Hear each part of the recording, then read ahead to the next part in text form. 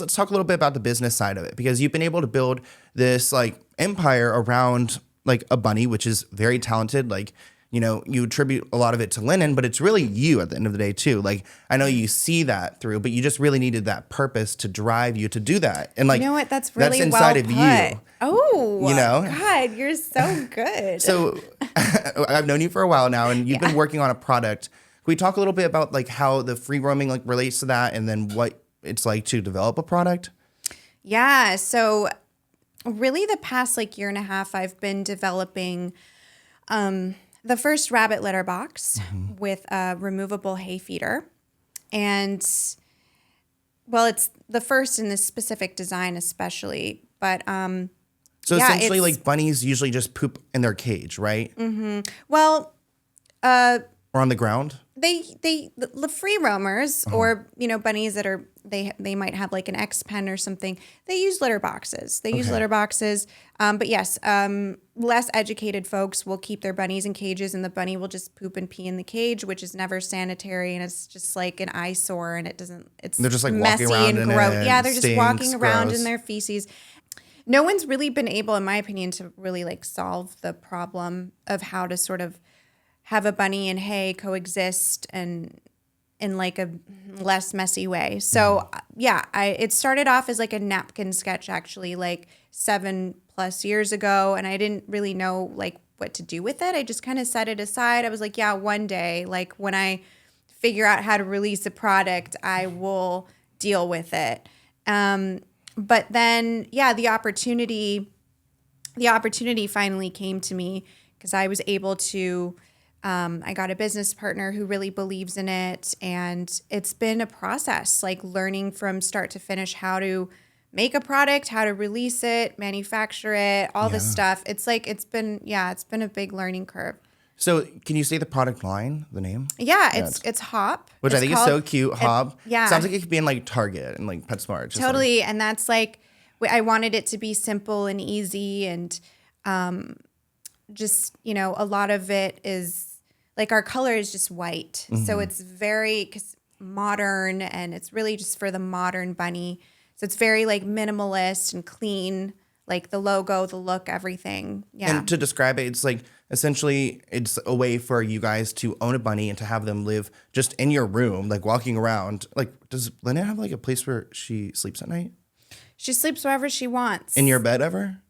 Not so much. Okay, so not my bed really, just because like we're on different circadian rhythms. Oh yeah, so she'll sleep in the day? Yeah, so actually they're like cats. They are crepuscular, which means they're most active like at dawn and dusk.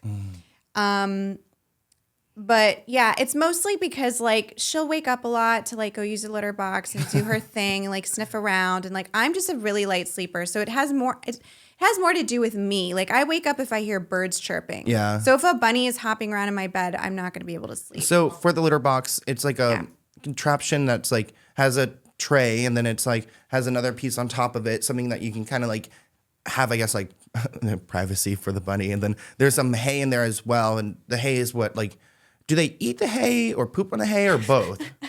Like, yeah, so they eat hay. Their diet is majority hay. It's 80% hay because they have a high fiber diet, and this high fiber diet allows them to basically use the restroom. So in order to like, poop, they consume hay. It kind of pushes it right through, if that makes any sense, right? And so what people have been doing for a number of years is they'll put hay in the litter box, or they'll kind of makeshift different little hay feeders, baggies, buckets, all sorts of things to contain the hay. But it's just it's messy. It gets all over the place. I mean, it's like having a farm in your house. Think about it. Yeah. Hay is like associated with like horses and cows and stuff. And so when you have hay in your house and the bunny's kicking it everywhere, and it's been a big problem. And so I really feel like the litter box that I've developed over the past couple of years really eliminates a lot of the mess that comes with coexisting with hay. Yeah, and I mean, I can say it's true because your place is like spotless. It's like perfect. Yeah. You have no People idea would never know there's a bunny there. Running free. Yeah, there. people are always surprised when they see a bunny pop out. And they're like, what? Yeah. So that's great. So, I mean, it's so daunting to create a product because you have to do molding and buy those machines to do the molding, and it's like a lot of work. Do you see yourself releasing it like anytime soon? Where are you right now in the process? Yeah, we're at the end of the process, which is really exciting. We've been through a number of prototypes. Lennon's tested every prototype. It's been very time consuming, but we are close to the finish line. Once we approve this final prototype, then we'll start, getting them made and sent over, and then it'll be available for purchase before the Christmas rush, hopefully. Yeah, yes. that'd be great. Well, yes. we'll update this video with the link too. If it's out at that point. Yeah. Also, I like how you say we this time too, but I know it's you and your business partner, not this business partner. Yeah, well, actually, I guess in a way, I am still including her. Well, she has been trying it out, right? Like the different prototypes. The great thing is about like making a product where we need a bunny to test it out. I have one, so. Let's say, like, did you have to teach Lennon to be like house trained? Like, can someone teach an old bunny how to be house trained, or do they just like naturally go to this thing? Yes and no. Obviously, they're domesticated. They're not wild bunnies. So, they do like depend on humans and know how to live with humans and all that stuff. I think it boils down to, they've got to get spayed and neutered. And as long as they're potty trained, litter box trained. How do you train the bunny to be potty trained? It's not that hard. You really like I said, the spaying and neutering helps because then they're not as territorial. Yeah. Because when they're not fixed, they just want to mark, right? Just like a dog. Yeah. So that helps. And then if you give them the litter box with all the proper contents inside, the hay and stuff, they will go in that corner. They're actually very clean, very organized. So they prefer to actually just go in one place. And I would say just like any pet, when they're babies, like a puppy or a kitten, it's a process. Yeah. They're more destructive. They're more hyperactive. They're all over the place. They're just exploring this new world that they're a part of. So that's probably the most challenging stage, I would say, when you bring a new bunny into your life. And then once they reach maturity, they're pretty mellow. They kind of get used to things. They're not as curious anymore. Like Lennon, especially at this age, because she's a senior, she just kind of sleeps all day. Yeah. She's chill. She's not as destructive. And, she's a good girl. Yeah. So let's talk a little bit about you. So you and Lennon could really be anywhere. What's keeping you in LA? That's a great question. You're like, I don't know either. Because I think I've talked about this with you so many times. But like, I've definitely thought about like moving elsewhere, moving abroad, or, to another state. And it's actually, I still haven't eliminated that idea. I think it's still something I'd like to explore in the near future.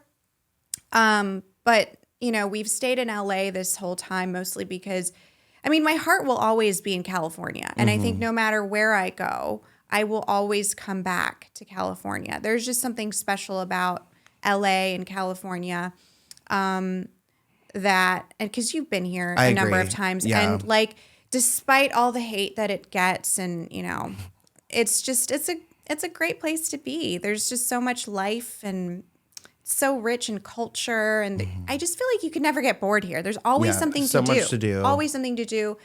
We could talk about pros and cons all day, but I think living elsewhere is something I definitely like to explore. The problem is it gets hard when you're moving with a bunny. Yeah. A pet in general is one thing. It's hard, but then the bunny thing makes it complicated because there's only so many airlines that take her in the cabin. Really? Yeah. Like which ones? Like what's a good one? Well, like United? Yeah. Well, Alaska, Spirit, Frontier, are the domestic ones in the U.S. There might be another one. Yeah. And then international, it's even fewer. So, if I want to like go live in like Lisbon, Portugal with her, I'd have to like, fly to New York, then from New York, take this specific airline go to Spain, then rent a car, drive to Portugal. Like, so it would be a process. It's not easy to just move with her. And then there are countries, this makes it even worse, that don't even allow the entry of rabbits into their country, like the importation of rabbits. Because they think it's going to mess with the environment or something if the rabbit got free? Yeah, it's a couple of things. I mean, rabbits are still viewed as exotic animals. So they're not in that same category as dogs and cats that they can just, go in and out of everywhere, basically. But furthermore, there's this like rabbit disease that's been going around the past few years. And, a lot of countries just don't want to spread it. Even though, like, she's vaccinated for it and stuff, people are still being weird about it. So it gets complicated for sure.